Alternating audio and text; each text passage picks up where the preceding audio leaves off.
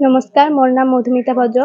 মই গুৱাহাটীত ভৱেন্দ্ৰ আলয়ত অনুষ্ঠিত হোৱা ইণ্ডিয়ান নেশ্যনেল ডিভাত নৰ্থ ইষ্ট উইনাৰ পাবলৈ সক্ষম হৈছোঁ। কোন কোন গৈছিল তোমাৰ লগত? মোৰ লগত মোৰ মায়ে গৈছিল। তুমি আগত ক'ত প্ৰশিক্ষণ লৈছিলা? মই বঙাইগাঁৱত লৈছোঁ। কেইদিনীয়া প্ৰশিক্ষণ আছিল? 5 দিনীয়া। আপুনি উইনাৰ হৈছিল, কেনেকুৱা অনুভৱ হৈছে? বহুত ভাল লাগিছে, অলপ দুখো লাগিছে। মোৰ দেউতাই এইবিলাক বহুত ভাল পাইছিল, কিন্তু মোৰ লগত দেউতাই নাই, অকল মাহে আছিল। ভালো লাগিছে, বেয়াও লাগিছে।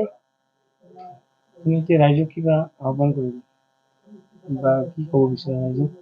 ৰাইজক ক'ম যে মোৰ লগত থাকিবলৈ, মোক ছাপোৰ্ট কৰিবলৈ, যাতে মই আৰু ডাঙৰ স্থান পাবলৈ সক্ষম হওঁ। সকলোৱে মোৰ লগত যাতে থাকে আৰু আশীৰ্বাদ কৰে, কাৰণ ছাপোৰ্ট নকৰিলে মই আৰু আগুৱাই যাব নোৱাৰিম। মোৰ ডাঙৰ হৈ মিছ ইউনিভাৰ্ছ হ'ব মন আছে আৰু এক্টৰ হ'ব মন আছে। নাজানো কিয়, সকলোৰে আশীৰ্বাদ আৰু ছাপোৰ্টখিনি লাগিব।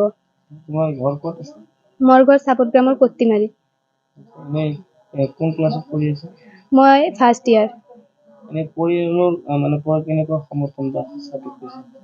ভাল পাইছোঁ। কি কাম কৰে তোমাৰ মায়ে? মোৰ মায়ে কাম নকৰে, মোৰ দেউতাই ছাৰ্ভিচমেন আছিল, সেইখিনি পেঞ্চন পায়। ডাঙৰ হৈ কি হ'ব মন আছে? মিছ ইউনিভাৰ্ছ হৈ এক্টৰ কৰিব মন আছে।